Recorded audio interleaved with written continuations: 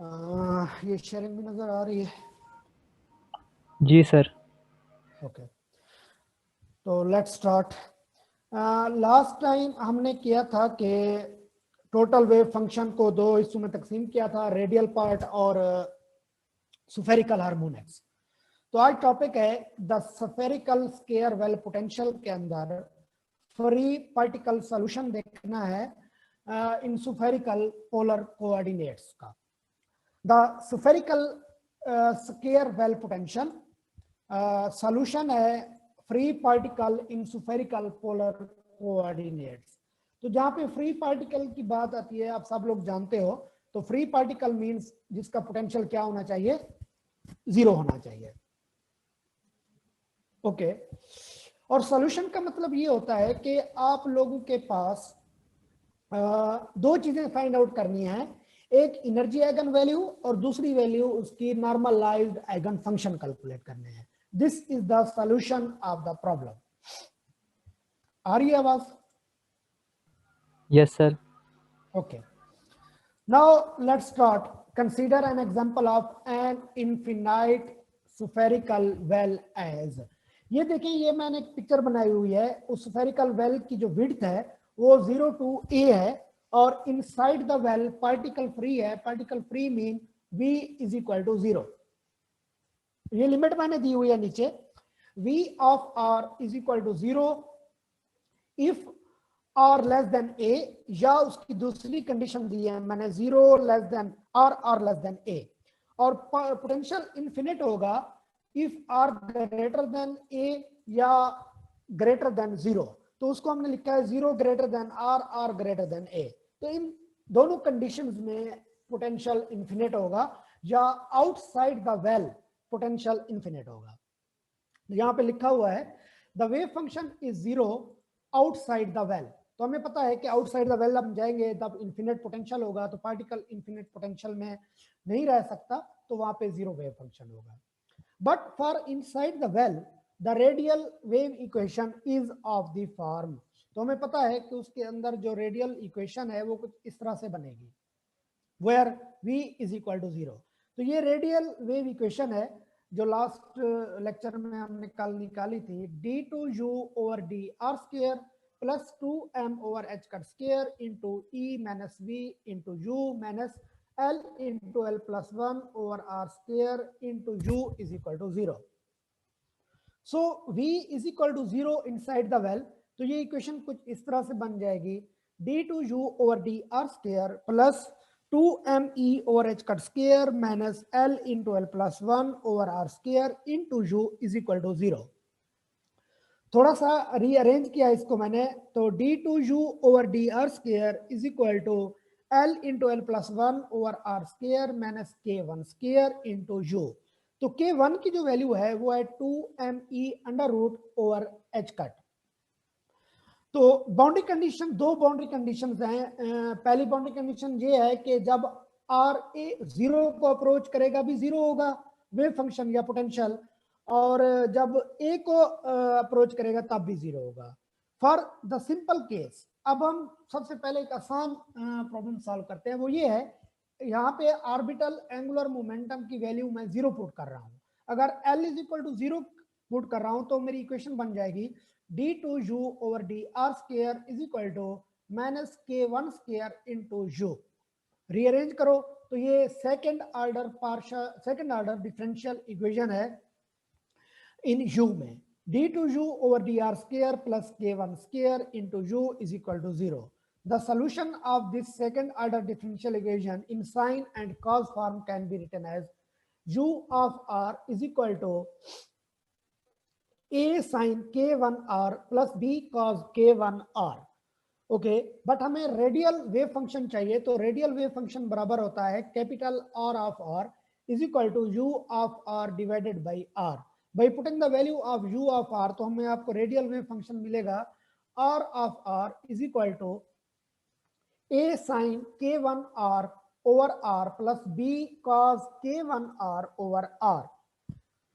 But हमारे पास condition है, boundary condition पहली, एज आर अप्रोचेस टू 0। अगर हम कहते हैं आर 0 को अप्रोच करेगा तो ऊपर वाली जो टर्म है उसके अंदर कॉस जो है वो डाइवर्जेंट हो जाएगा, कॉस वाली टर्म। डाइवर्जेंट का मतलब है अनडिफाइंड सॉल्यूशन देगा इफ r अप्रोचेस टू 0। तो therefore we set b is equal to 0, then solution बचेगा r n l of r is equal to a sin k1 of r। Okay, अब दूसरी boundary condition ये है कि when r approaches to a, तो r n l of a is equal to u n l of a is equal to 0। तो वहां पे भी रेडियल वेव फंक्शन 0 होगा।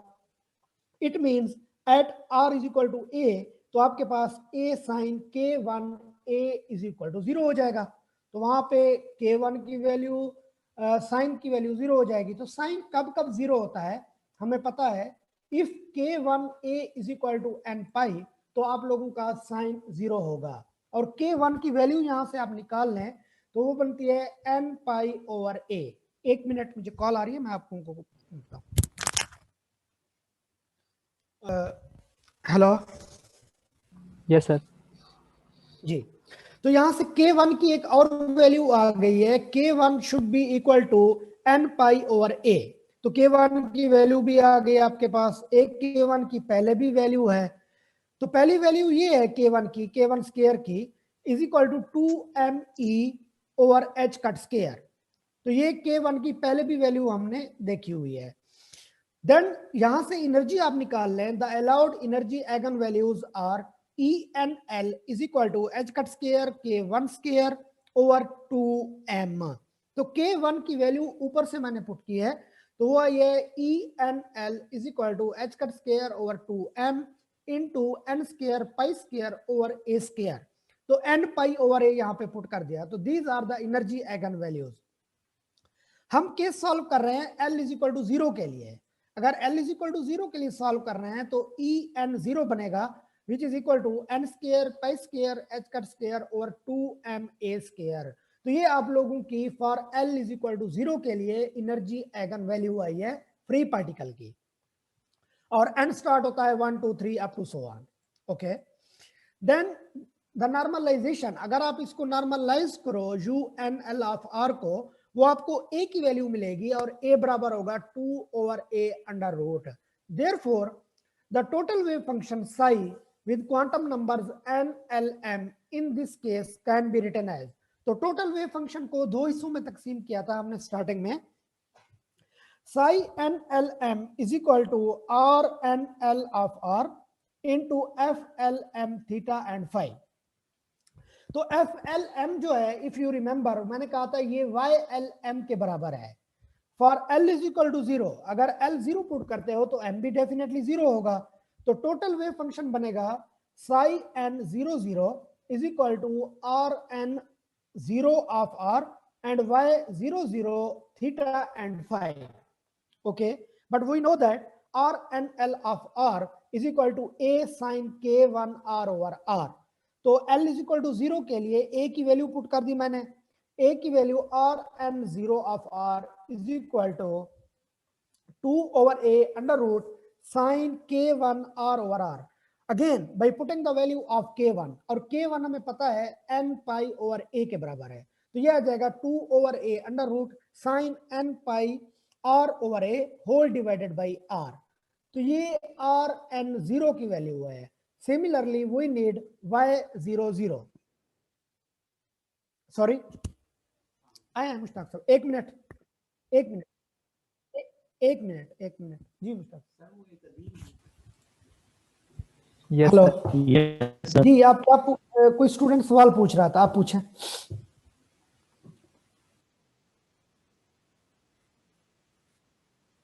ये नीचे लिखी हुई है y00 की वैल्यू।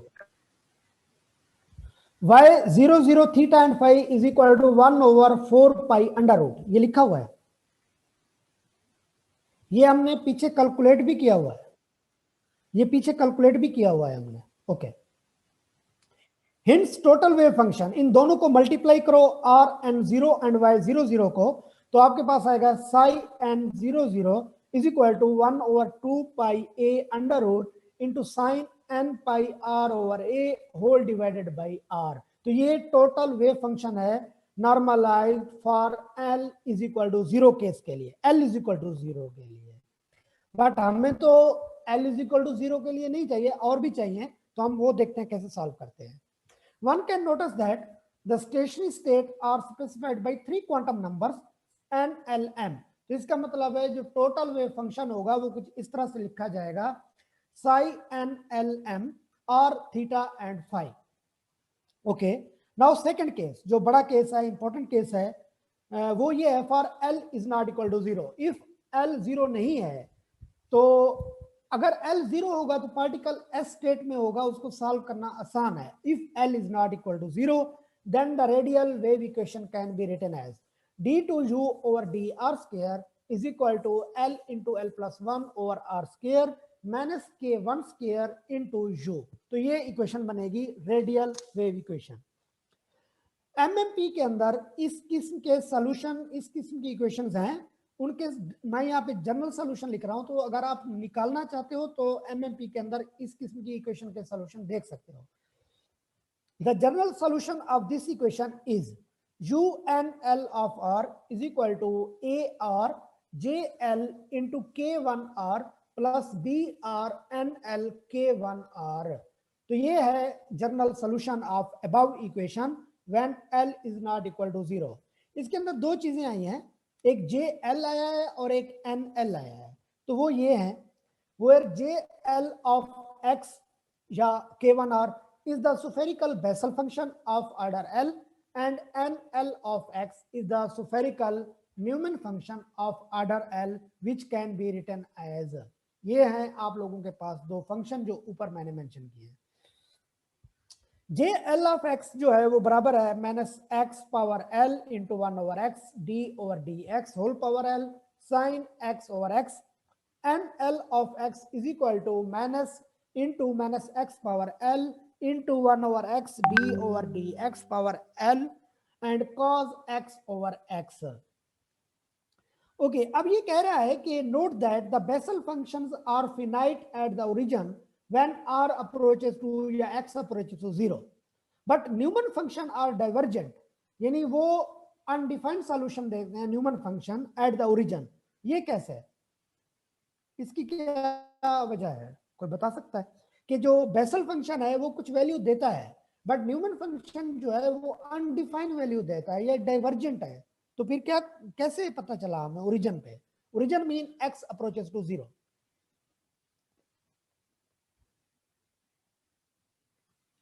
कोई बता सकता है?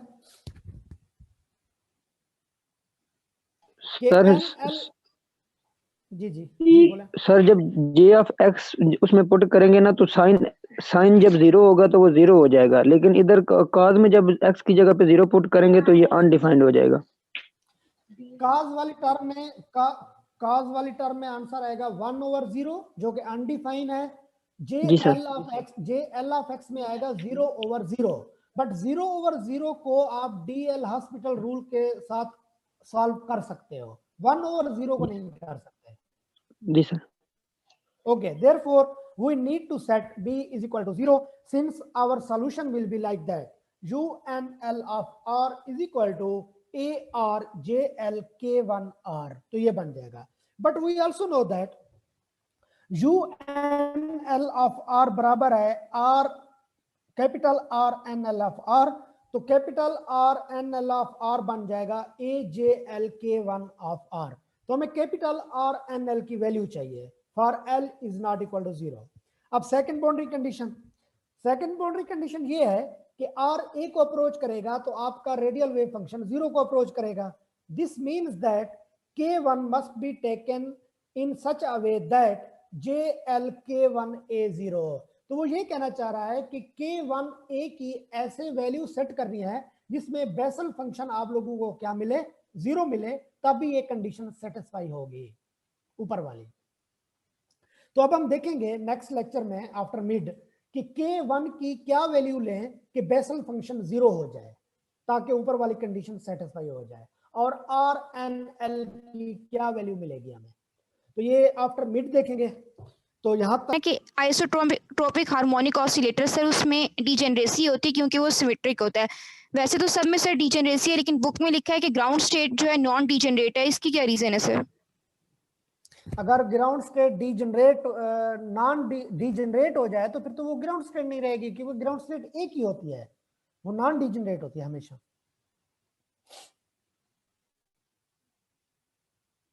कोई भी पार्टिकल ले लो तो उसकी एक ही ग्राउंड स्टेट होती है, दो ग्राउंड स्टेट नहीं होती।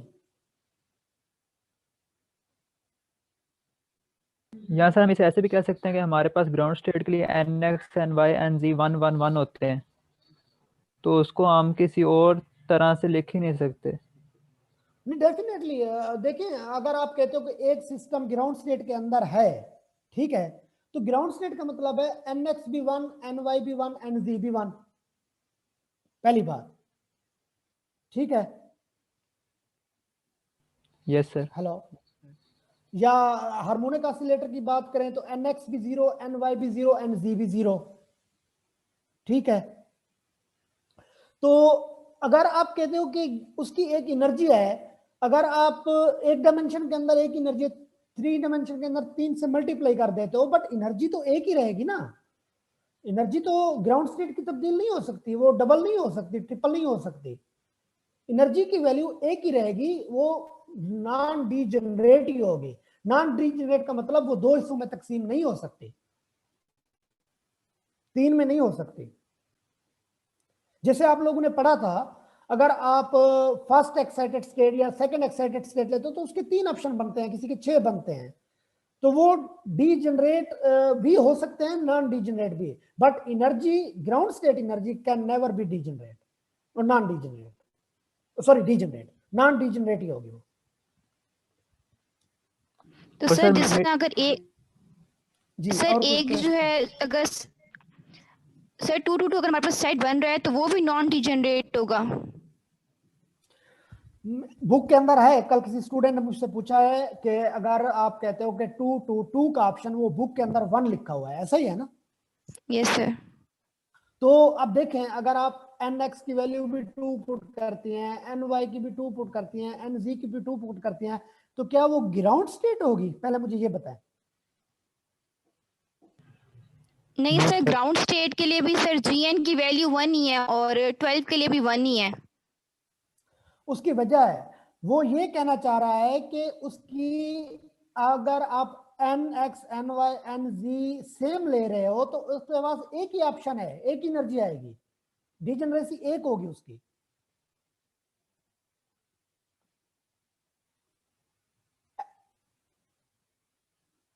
Hello, yes sir. अब ये कह के अगर आप E222, आपके पास कोई और ऑप्शन है कि इसमें डिफरेंट एनर्जी, एक ही एनर्जी मिलेगी, तो उसकी डीजनरेसी एक होगी, और कोई ऑप्शन ही नहीं है। और अगर इसी का वेव फंक्शन निकालना चाहो तो वो एक ही मिलेगा, psi222, जो कि second excited state in 3 dimension कहलाएगी।